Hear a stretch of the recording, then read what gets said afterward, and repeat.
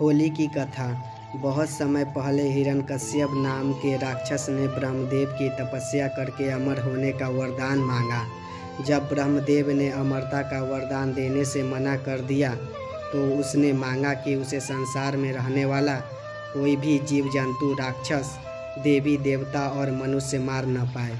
साथ ही न वो दिन में मरे और न ही रात के समय, न तो पृथ्वी पर मरे और न ही आकाश में, न तो घर के अंदर और न ही बाहर, और न ही शस्त्र से मरे और न ही अस्त्र से। हिरण्यकश्यप की तपस्या से ब्रह्मदेव खुश थे कि इसलिए अमरता के एक वरदान के बदले उन्होंने ये सारे वरदान उसे दे दिए। इसे पाकर उसने हर जगह तबाही मचाना शुरू कर दिया। उससे मनुष्य ही नहीं, देवता भी परेशान रहने लगे। वहाँ अपनी शक्ति से दुर्बलों को सताने लगा। हिरण्यकश्यप ने बचने के लिए लोगों को हिरण्यकश्यप की पूजा करनी पड़ती थी। भगवान की जगह जो भी हिरण्यकश्यप की पूजा करता वहाँ उसे छोड़ देता, और जो उसे भगवान मानने से मना करता उसे मरवा देता या अन्य सजा देता। समय के साथ राक्षस हिरण्यकश्यप का आतंक बढ़ता गया। कुछ वक्त बीतने पर हिरण्यकश्यप के घर विष्णु भगवान के परम भक्त प्रहलाद का जन्म हुआ।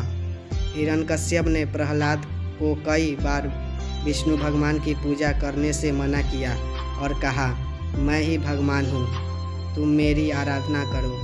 हर बात हिरण्यकश्यप की बात सुनकर प्रहलाद कहते, मेरे सिर्फ एक ही भगवान है और वो भगवान विष्णु हैं।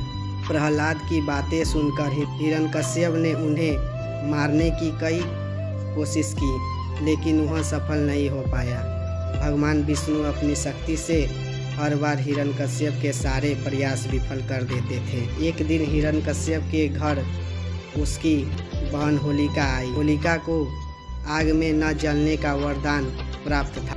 उसके पास एक कंबल था जिससे लपेटकर यदि वह आग में चली जाए तो आग उसे नहीं जला सकती थी। हिरण्यकश्यप को अपने बेटे से परेशान देखकर होलिका ने कहा, भैया मैं अपनी गोद में प्रहलाद को लेकर आग में बैठ जाऊंगी, जिससे वह जल जाएगा और आपकी परेशानी खत्म हो जाएगी। हिरण्यकश्यप ने इस योजना के लिए हामी भर दी। उसके बाद होलिका अपनी गोद में प्रहलाद को बैठाकर आग में बैठ गई।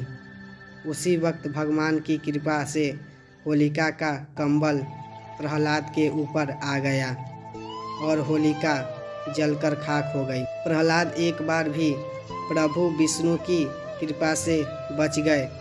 आग में जिस दिन होलिका जलकर भस्म हो गई थी, उसी दिन को आज तक लोग होलिका दहन के नाम से जानते हैं। इसे बुराई पर अच्छाई की जीत के रूप में देखते हुए खुशी में होलिका दहन के अगले दिन रंगों से होली खेली जाती है। दोस्तों, वीडियो पसंद आया हो तो लाइक एंड सब्सक्राइब जरूर करें दोस्तों।